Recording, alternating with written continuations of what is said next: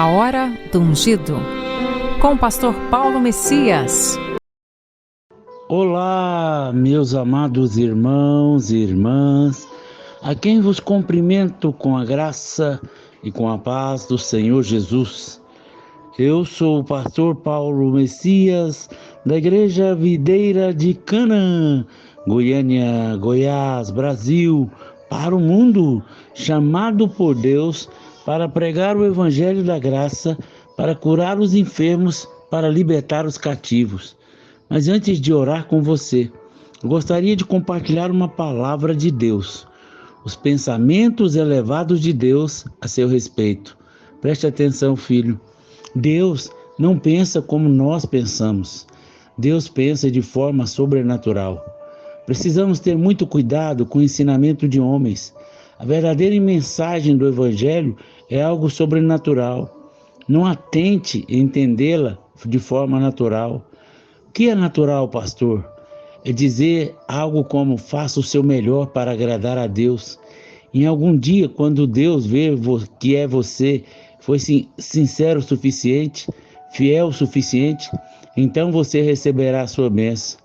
As coisas de Deus são sobrenaturais, por isso podem ser recebidas por fé. Pensamentos mais altos de Deus.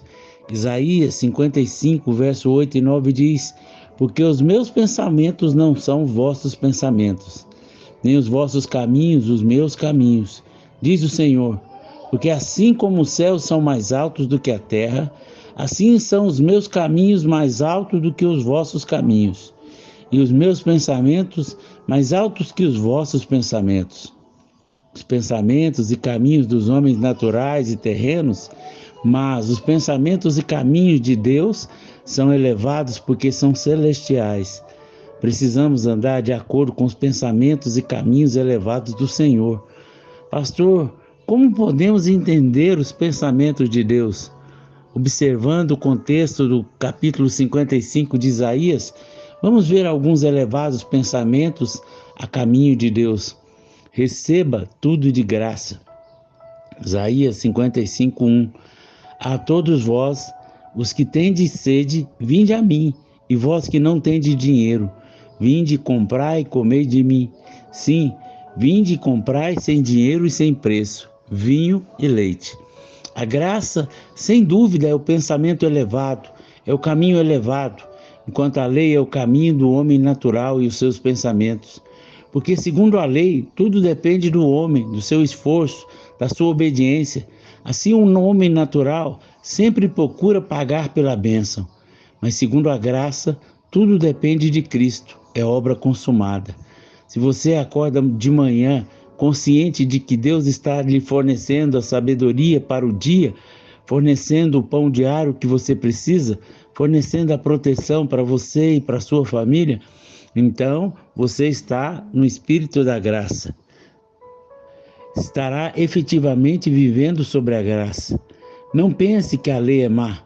Antes, ela é boa para o propósito pela qual ela foi dada.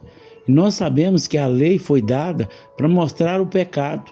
E hoje nós não estamos vivendo na lei, porque a dispensação da lei foi cumprida pelo nosso Senhor Jesus. Jesus disse: não pense que eu vim revogar a lei. Ele não veio para revogar, mas para cumprir. Depois de quitar um financiamento do banco, é melhor interromper o pagamento. Cristo é o fim da lei. Portanto, não estamos mais sob a lei, mas sobre a graça. Vivemos hoje na dispensação da graça, onde o Senhor não está imputando aos homens os seus pecados. Ele não diz: vou esperar até que você se qualifique para receber esse milagre. Será que você é santo o suficiente para receber essa cura? Você vai mudar de vida antes que eu possa libertar o seu filho? O Senhor não fez assim. Antes ele ouviu o clamor de todos os que vieram a ele. Eles eram todos pecadores. De fato, a maioria das pessoas que receberam de Jesus eram párias sociais. A bondade e fartura te cercam. Isaías 55:2. Por que gastais dinheiro naquilo que não é pão, e o vosso suor naquilo que não satisfaz? Ouvi-me atentamente, comei o que é bom, e deleitarei com os finos manjares. A palavra top, em destaque, é bom, é dechem, fartura, gordura, fertilidade. Você deve ouvir atentamente, em dupla ênfase, a importância de ouvir com atenção. Na verdade, você liberta, a verdade liberta você. Como podemos comer o que é bom? O que é esse bom? No Salmo 66:11, encontramos a ocorrência dessas duas palavras: coroas o ano da tua bondade, e as tuas pegadas destilam fartura. Nesse ponto, é necessário compreender algo a mais. A palavra dechem, fartura, ela também significa cinzas. Como fartura pode estar associada a cinzas, pastor? Porque cinza aponta para a obra consumada de Cristo. Assim como é bom comer o pão na casa de Deus, esse pão também é a obra consumada de Cristo. Quando Jesus bradou, está consumado, todo o fogo da ira de Deus havia esgotado sobre ele. Hoje não é mais julgamento e condenação sobre os filhos de Deus. Creia que o nosso Deus coroa esse ano de bondade e fartura na obra consumada de Cristo. Como disse, a bondade de Deus é perpétua para com você. No verso 3 diz: inclinai os vossos ouvidos e vinde a mim. Ouvi, a vossa alma viverá, porque convosco farei uma aliança perpétua, que consiste nas fiéis misericórdias prometidas a Davi. Aqueles sedentos que vão à água e bebem sem dinheiro e sem preço, agora são feitos participantes de uma nova aliança, que é eterna. Essa aliança é baseada nas fiéis misericórdias prometidas a Davi. No Salmo 89 e em 2 Samuel, capítulo 7, verso 12 ao 17, descreve a aliança de Deus com Davi. Segundo essa aliança, o trono de Davi seria eterno, porque viria o descendente cujo trono o reino nunca terá fim. Sabemos que o Senhor Jesus é o filho de Davi. As fiéis misericórdias constituem os elevados pensamentos de Deus. A palavra misericórdia é chesed, traduzida também como graça ou bondade. O segundo pensamento do homem é o pecado, cancela a promessa. Mas o pensamento de Deus é que a graça será conosco para sempre. Ele nunca mudará, nunca será removida, mesmo que cairmos. Se cairmos, Ele nos disciplina com amor, mas jamais removerá de nós a sua bondade. Você tem a riqueza do perdão eterno. No verso 7, deixe o perverso o seu caminho, o iníquo os pensamentos. Converta-se ao Senhor e Ele compadecerá dele, e volte-se para o Senhor, porque Ele é rico em perdoar. A mente natural presume que Deus perdoa de má vontade, mas Ele nos perdoa abundantemente. Alguns pensam que Deus perdoa, mas somente depois que fazem muitos exercícios espirituais, depois de se sentir mal o suficiente a respeito do pecado e mostrar muita tristeza. Eles não acham que Deus nos perdoa de bom grado, mas Deus está dizendo: os meus pensamentos não são como os seus. Você sabe por que Deus nos perdoa rica e abundantemente? Porque está tudo pago. O sangue imaculado de Jesus foi o preço pago. Pessoas podem perdoar cinicamente, com um rosto antipático, mas Deus se enche de alegria em perdoar. Se o pastor da 100ª ovelha fosse um salvador mal-humorado, o resgate da ovelha teria sentido completamente diferente. O texto de Lucas 15:5 diz que o pastor encontrou a ovelha e colocou no ombro cheio de júbilo. Essa é a palavra-chave, júbilos. Você terá sementes e a chuva. No verso 10 e 11 diz: porque assim como descem a chuva e a neve dos céus, e para lá não tornam, sem que primeiro reguem a terra e a fecundem, faça brotar, dá semente ao semeador e pão ao que come, assim será a palavra que sair da minha boca. Não voltará para mim vazia, mas fará o que se apraz, e prosperará naquilo que designei. Isaías 55, verso 10 e 11. A palavra de Deus é como a chuva e a neve que cai do céu. Você sabe por que você tem pão? Porque houve alguma semeadura. Faça da sua vida uma vida de semeadura, e você estará sempre colhendo e suprindo os outros com pão. Deus prometeu que a sua palavra o prosperará aonde quer que você vá. Se você recebe a palavra de Deus, ela prosperará em sua vida. Você tem recebido a palavra de Deus? Se você quer se molhar mais, não está sobre a chuva, digamos que a chuva é uma chuva de bênçãos e você se sente seco. A sua vida está seca, o seu bolso está seco, tudo está seco, porque você não está debaixo da chuva. Vá para a chuva. Pastor, o que é a chuva? É a palavra de Deus. Goteje a minha doutrina como chuvas, destile a minha palavra como orvalho, como chuvisco sobre a relva, como gotas de água sobre a erva. Deuteronômio 32:12. A chuva representa o ensino. A abundância de chuva é, na verdade, abundância de ensino. É a revelação da verdade do Evangelho. Existe algo precioso sobre a chuva.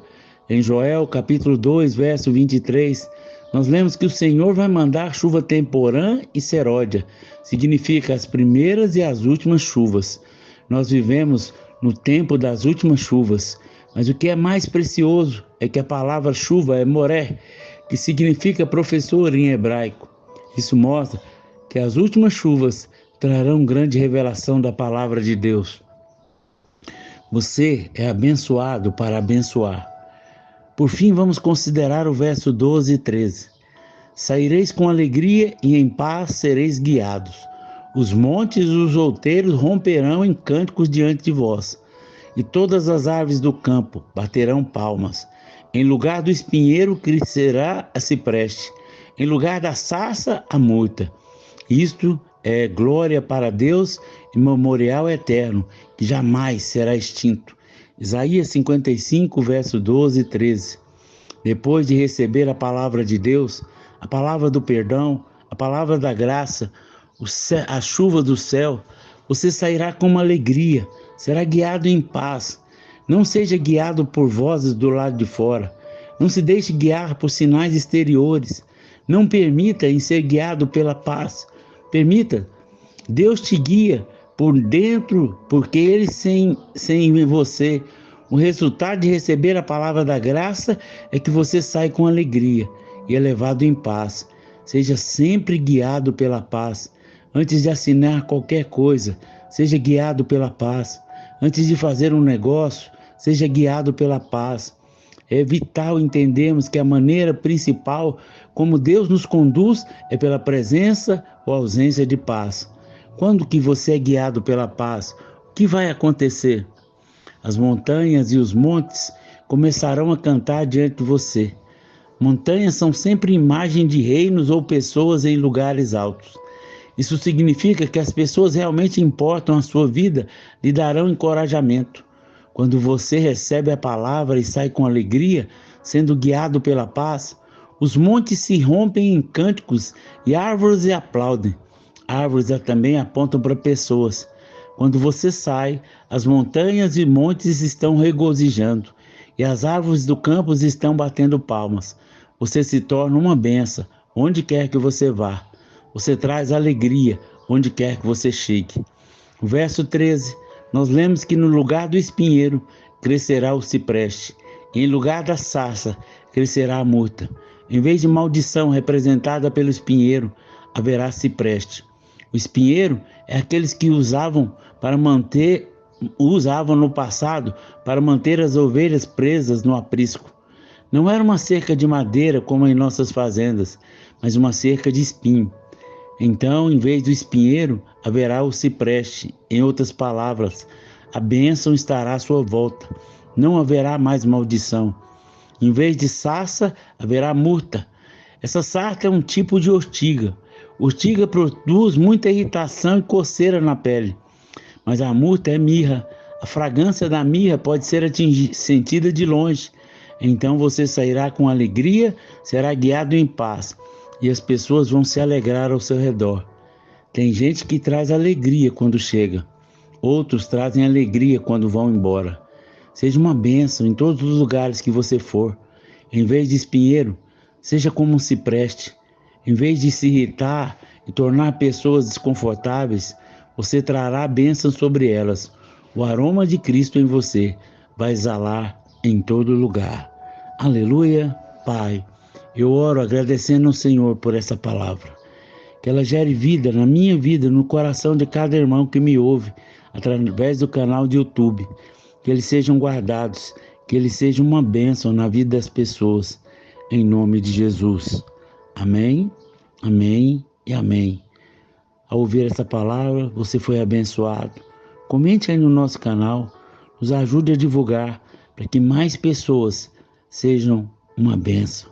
Se você foi abençoado, deseja ser um semeador do nosso ministério, aí tem um número do Pix que você pode nos ajudar a levar pessoas a ter um encontro com o Senhor. Nós levamos elas para ter um encontro com o Senhor. E também você pode nos ajudar a suprir a fome daqueles que nada têm. Seja um semeador e tenha uma grande colheita em nome de Jesus. Amém, amém e amém.